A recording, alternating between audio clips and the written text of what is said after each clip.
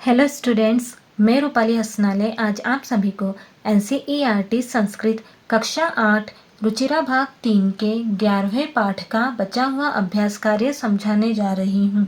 मैंने पिछले वीडियो में 1 से 4 तक के प्रश्न समझा दिए थे। अब हम अगला प्रश्न देखते हैं। प्रश्न नंबर 5 में हमें दिया गया है अधोलिखितानि पदानि आधृत्य वाक्यानि रचयत। इसका मतलब होता है निम्नलिखित पदों के आधार पर वाक्यों की रचना करो। हमें ये पद दिए गए हैं, इन पदों के आधार पर हमें वाक्यों की रचना करनी है। ठीक है, देखो यहाँ पर क में हमें दिया गया है स्वकीयम मतलब अपना। इसका वाक्य बनेगा स्वकीयम कार्यम स्वयं कुरु मतलब अपना कार्य खुद करो।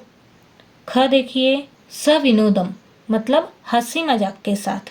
इसका वाक्य बनेगा बालकः सविनोदम कार्याणि करोति मतलब बालक हंसी मजाक के साथ कार्य करता है।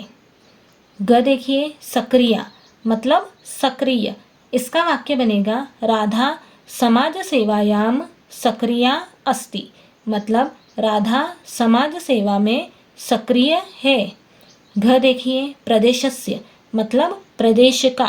इसका वाक्य बनेगा एषः प्रदेशस्य प्रथमः विद्यालयः अस्ति मतलब यह प्रदेश का पहला विद्यालय है। अंग देखिए मुखरम मतलब प्रबल। इसका वाक्य बनेगा सावित्रीबाई सामाजिक कुरीतिनां मुखरम विरोधम अकरोत् मतलब सावित्रीबाई ने सामाजिक कुरीतियों का प्रबल विरोध किया।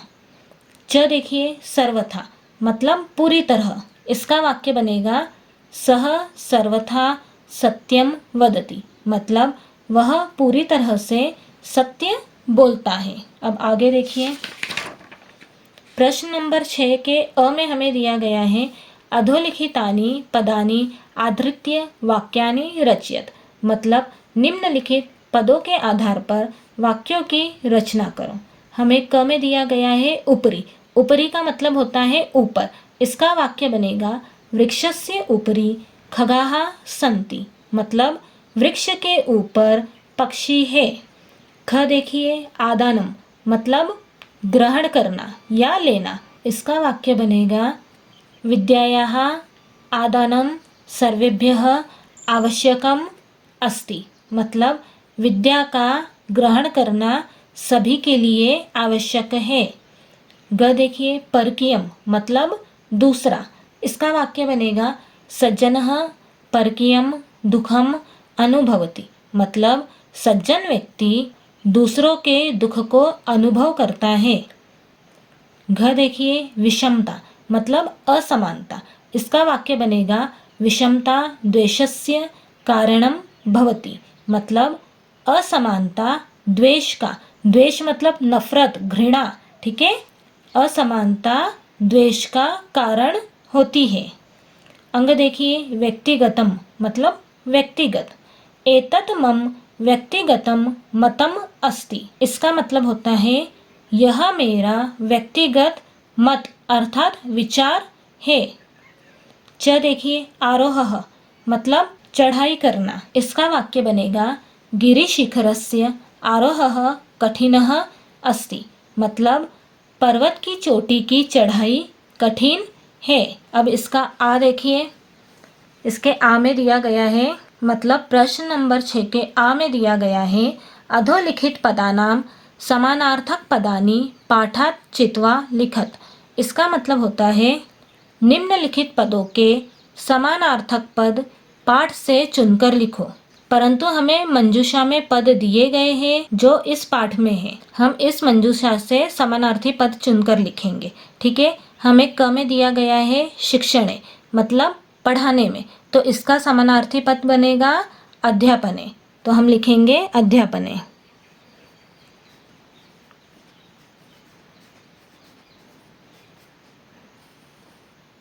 इसका मतलब भी होता है पढ़ाने में। ख में देखिए पथि। पथि का मतलब होता है रास्ते में। इसका समानार्थी पद बनेगा मार्गे।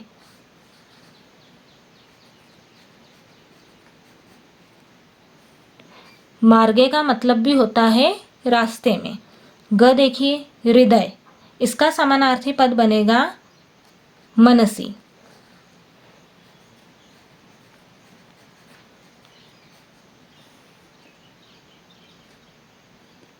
मनसी का मतलब मन में। घ देखिए इच्छानुसारम, इसका समानार्थी पद होगा यथेष्टम।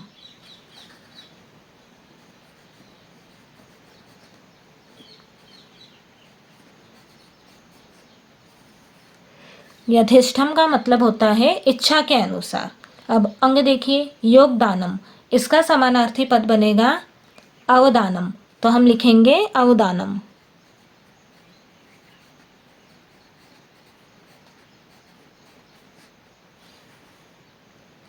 अब च देखिए हमें दिया गया है निरंतरम, इसका समानार्थी पद बनेगा अविरतम, तो हम यहाँ पर लिखेंगे अविरतम।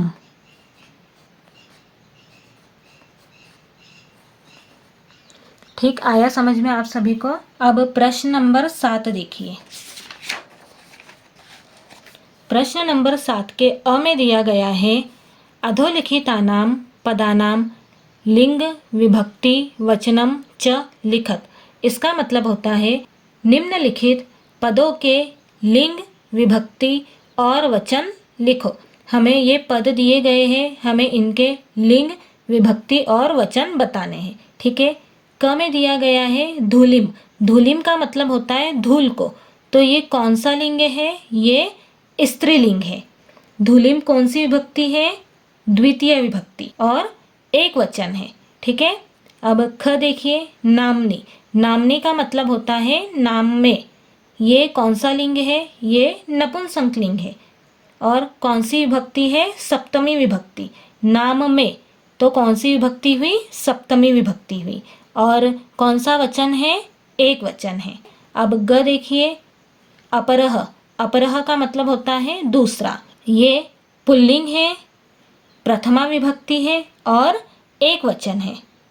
अब घ देखिए कन्या नाम, मतलब कन्याओं का, तो ये कौन सा लिंग है? ये स्त्रीलिंग है। और कौन सी विभक्ति है? षष्ठी विभक्ति। क्यों? कन्याओं का, तो कौन सी विभक्ति हुई? षष्ठी विभक्ति हुई। और कौन सा वचन है? बहुवचन है। ठीक है। अब अंग देखिए सहभागिता, ये स्त्रीलिंग है, प्रथमा विभक्ति है और एक वचन है। अब च देखिए नापितेय है, मतलब नाइयों से, तो ये कौन सा लिंग हुआ? ये पुल्लिंग हुआ। और कौन सी विभक्ति हुई? तृतीय विभक्ति। नाइयों से कौन सी विभक्ति हुई? तृतीय विभक्ति हुई। और वचन इसका है बहुवचन। अब प्रश्न नंबर 7 का आ देखिए। हमें दिया गया है उदाहरणम नुसृत्य निर्देशानुसारम लकार परिवर्तनम कुरुत। इसका मतलब होता है उदाहरण के अनुसार, निर्देश के अनुसार लकार परिवर्तन करो। लकार का मतलब होता है काल। हमें ये एक उदाहरण दिया गया है, इस उदाहरण के अनुसार और इस निर्देश के अनुसार हमें लकार परिवर्तन करना है। ठीक है। देखिए हमें उदाहरण दिया गया है, हमें यथा दिया गया है सा शिक्षिका अस्ति, मतलब वह शिक्षिका है। ये वाला वाक्य लट लकार अर्थात वर्तमान काल का है और हमें इसको लंग लकार में बदलना है। लंग लकार का मतलब होता है भूतकाल। हमें इस वाले वाक्य को भूतकाल में बदलना है। बच्चों लकार परिवर्तन अर्थात काल परिवर्तन में सिर्फ क्रियापद को बदलते हैं, बाकी शब्द ऐसे के ऐसे रहते। हमें किसको बदलना है? इस क्रियापद को बदलना है। अस्ति का मतलब होता है। इसमें अस धातु लगी हुई है। ये लट लकार का प्रथम पुरुष और एक वचन है, तो हमें क्या करना है? लंग लकार का प्रथम पुरुष और एक वचन देखना है, क्योंकि हमें लंग लकार में परिवर्तन करना है। ठीक है। तो अस्ति का लंग लकार क्या बना? आसिद बना। और हमें ये भी ध्यान रखना होगा कि इसमें कौन सा पुरुष है और कौन सा वचन है, उसी के अनुसार हम लकार परिवर्तन करेंगे।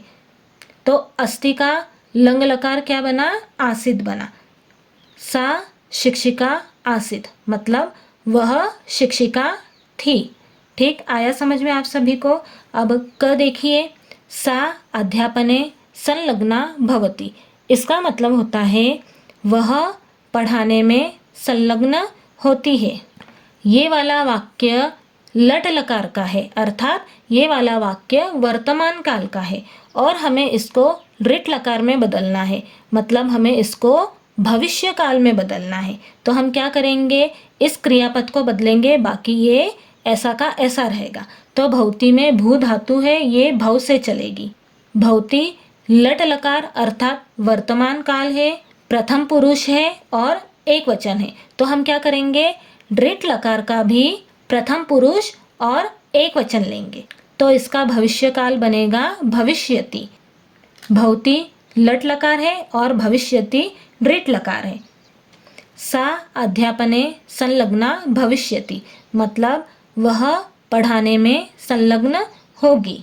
अब ख देखिए, सह 13 वर्ष कल्पः अस्ति, मतलब वह 13 वर्ष का है। ये वाला वाक्य लट लकार अर्थात वर्तमान काल का है और हमें इसको लंग लकार में बदलना है, मतलब हमें इसको भूतकाल में बदलना है। अस्ति लट लकार प्रथम पुरुष का एक वचन है, तो हम क्या करेंगे, लंग लकार का भी प्रथम पुरुष एक वचन देखेंगे। तो अस्ति का लंग लकार क्या बना, आसित बना। ठीक है, आसित का मतलब होता है था, अस्ति का मतलब होता है। सह 13 वर्ष कल्पः आसित, मतलब वह 13 वर्ष का था। अब ग देखिए, महिलाः तड़ागात जलम नयन्ति। इसका मतलब होता है महिलाएं तालाब से जल लाती है। ये वाला वाक्य लट लकार अर्थात वर्तमान काल का है और हमें इसको लोट लकार में बदलना है। लोट लकार मतलब आदेश देने के लिए। नयंती में नी धातु लगी हुई है, ये नए से चलती है। नयंती लट लकार का प्रथम पुरुष और बहुवचन है, तो हम क्या करेंगे, लोट लकार का भी प्रथम पुरुष और बहुवचन देखेंगे। तो इसका लोट लकार बनेगा नयंतु। महिलाः तड़ागात जलम नयंतु, मतलब महिलाओं तालाब से जल लाओ। नयंती लट लकार है और नयंतु लोट लकार है। ठीक है, अब घ देखिए, वयम प्रतिदिनम पाठम पठामह। इसका मतलब होता है हम सब प्रतिदिन पाठ पढ़ते हैं। ये वाला वाक्य लट लकार अर्थात वर्तमान काल का है और हमें इसको विधिलिंग लकार में बदलना है।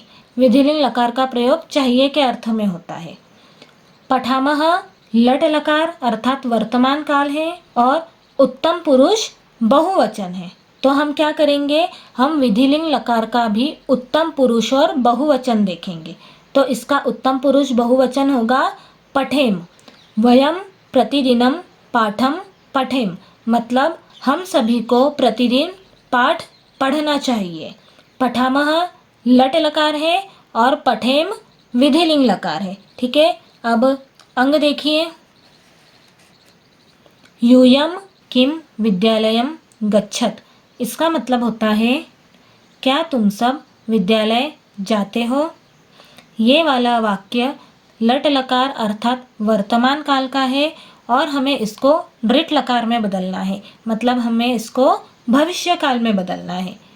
गच्छत में गम धातु है, ये लट लकार है और मध्यम पुरुष का बहुवचन है, तो हम क्या करेंगे, हम ऋट लकार का भी मध्यम पुरुष बहुवचन देखेंगे। तो ऋट लकार में बनेगा गमिष्यत।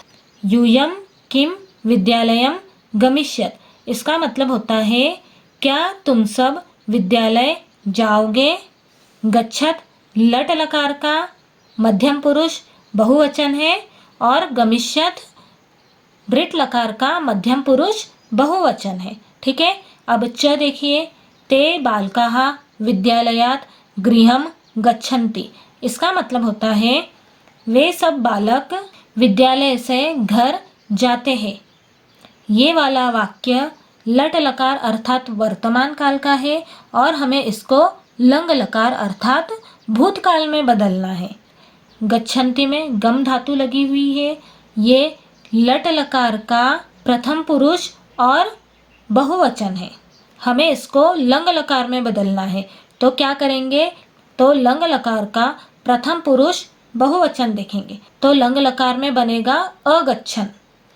ते बालकाः विद्यालयात् गृहम् अगच्छन्। इसका मतलब होता है वे सब बालक विद्यालय से घर गए। गच्छन्ति लट लकार है और अगच्छन् लंग लकार है। प्रश्न नंबर 7 में हमें निर्देश के अनुसार लकार परिवर्तन करना था। ठीक, आया समझ में? इस प्रकार हमारा 11वें पाठ का अभ्यास कार्य समाप्त होता है। आप लोगों को इस पाठ में कुछ भी प्रॉब्लम हो तो आप मुझे कमेंट बॉक्स में कमेंट करके बता सकते हैं। Thank you.